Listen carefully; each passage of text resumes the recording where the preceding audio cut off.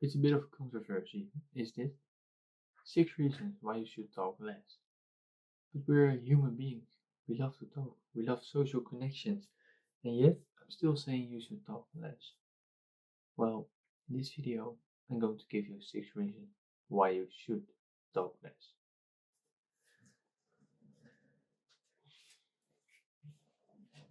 So here, I have my 6 reasons. First one is, it puts pressure on the other party to act. Why do you want that? To act? Why do you want to put pressure on someone? Well, if you're in negotiations, maybe a job promotion, a salary increase, even buying a car, you want the best price. You want to get the best pay. So therefore, stay silent. If they ask, what is your number? So you're looking at a car. Let's take 15,000. So you want to buy a car at 15,000 euros. But you want the best price for it. So you're going to lowball it. Let's say 11 grand.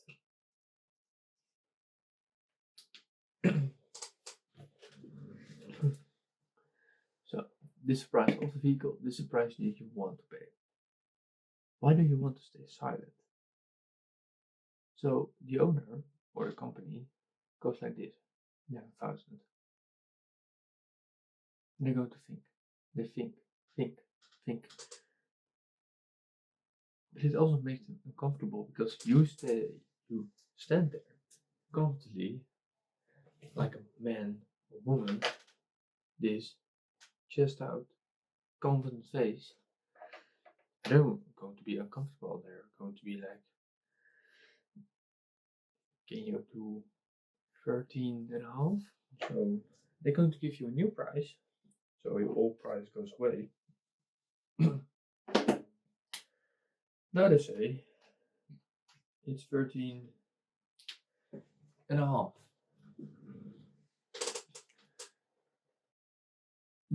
Just because of confidence, you have decreased it by 1,500 euros. But if you take it a bit further, you say, it's not quite what I'm looking for. You say, let's do 11.5. It is hard negotiation, but it is how it works. So again, they expect a reaction. You are expecting a reaction from them, but you stand there confident. And if you have a person that falls for it, the price can go down very quickly, or the salary can go up very high. So therefore, be silent to put pressure on something that you want.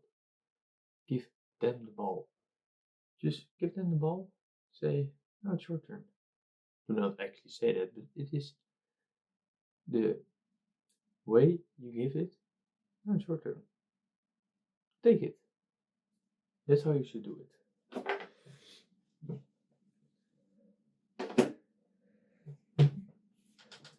So the second thing is in heated arguments. If you have a bad fight between you and your partner, you and a colleague, you and a family member, you, someone that you love, and you're going all ballistic, first of all, it shows that you are a weak person, which is in law 3738. But secondly, you may say something that can hurt them. If you go all ballistic and you say that you're just a bad partner, you've gone from worse to the absolute worst. You can dig your grave at that point. That's why you do not want to do that. And secondly, it prevents it from escalating. If you're going just relaxed, right?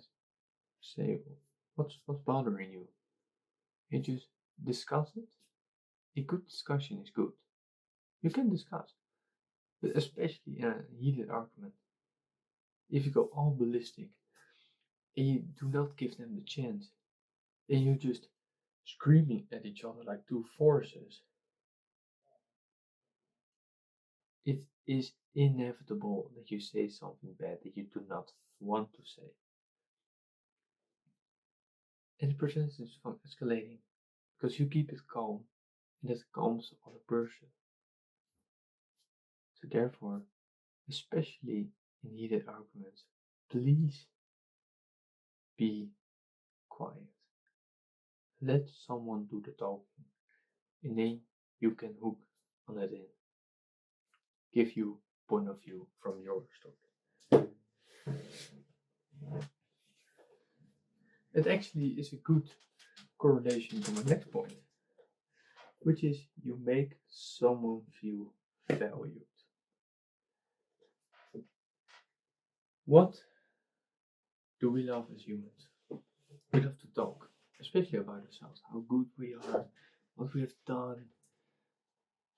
We love to do that. That's just normal human beings. But what if you do that to another person?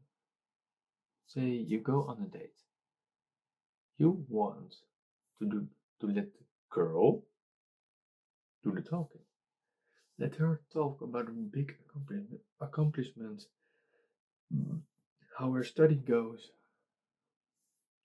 what she's been through, because then it makes her feel valued.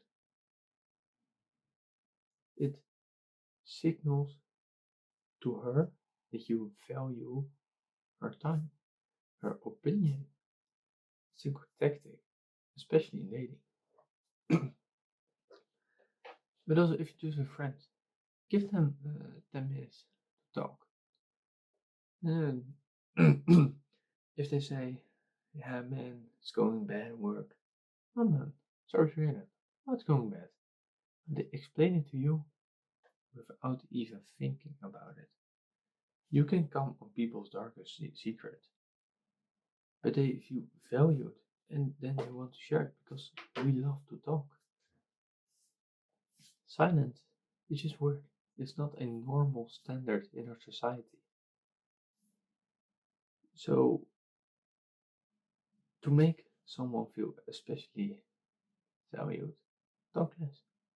Keep yourself back. I said it in another video. You want to talk 20, maybe 30% of the time. And listen 80 or 70.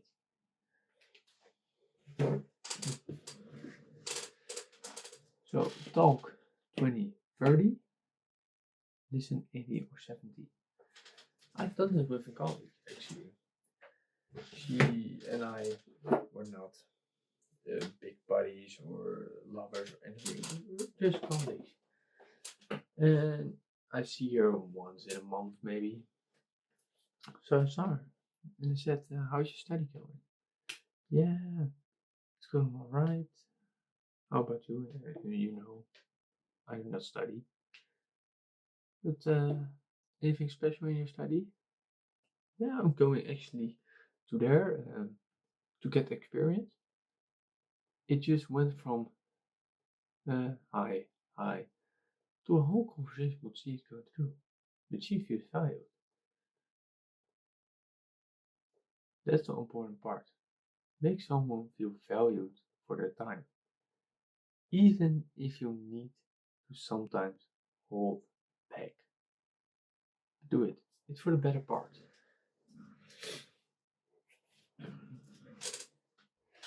So the fourth point is it avoids misunderstandings.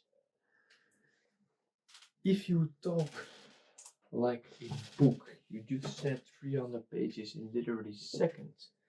It's like if I'm going to say this, you're not going to follow it. You need a pause to process it.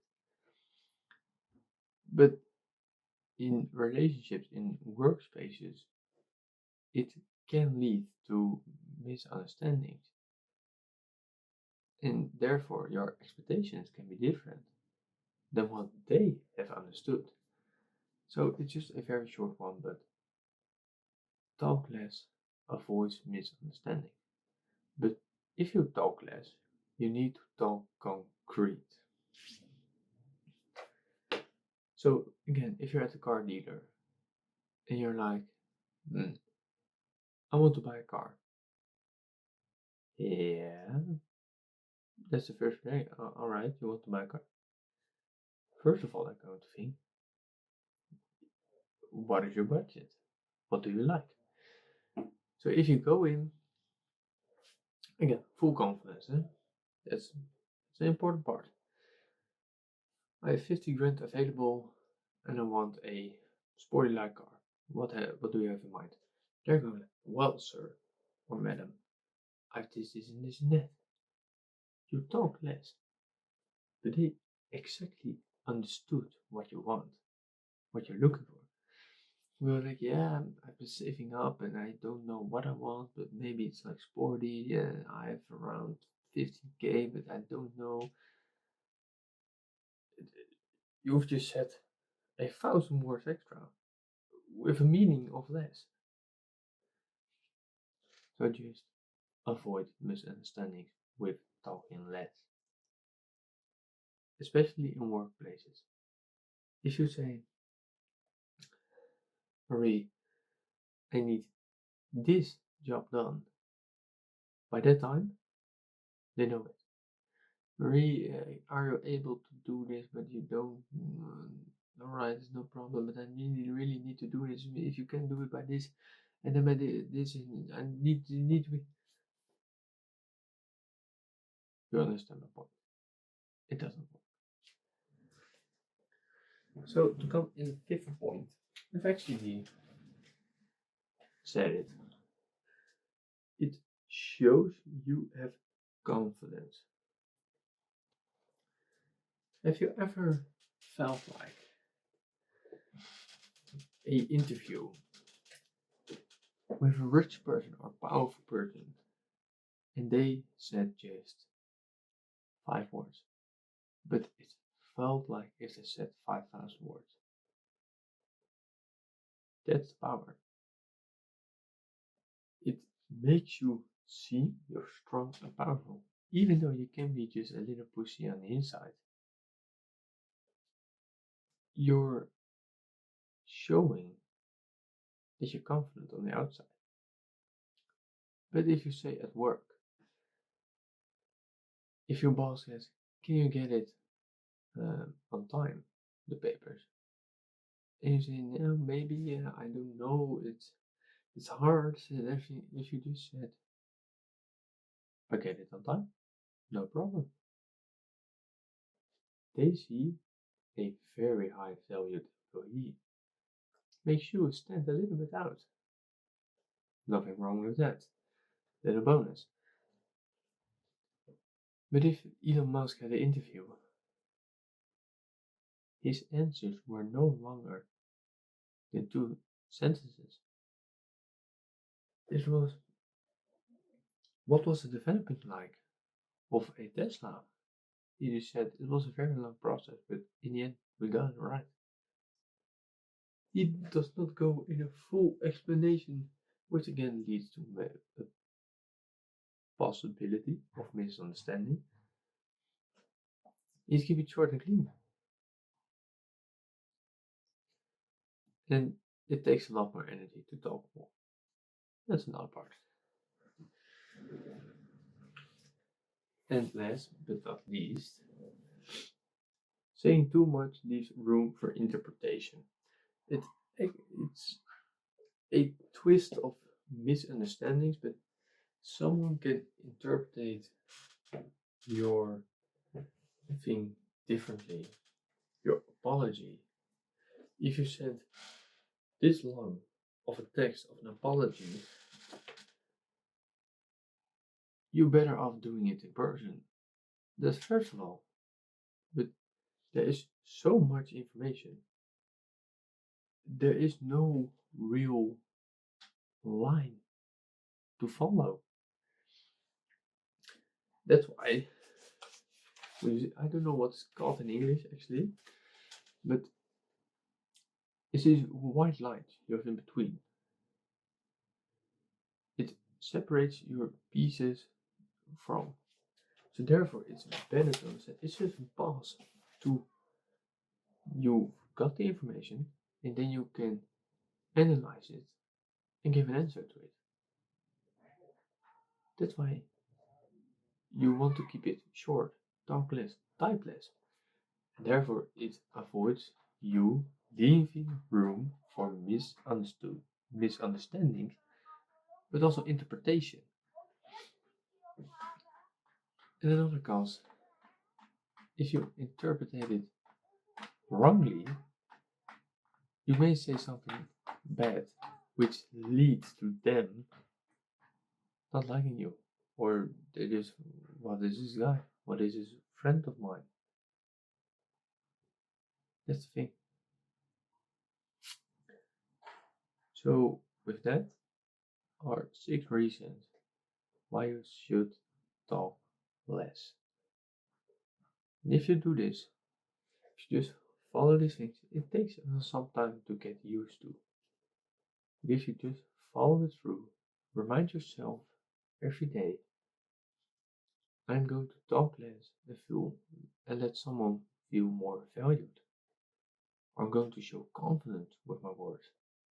If you just keep that in mind, this is just the easiest part, actually. Out of every law I've written,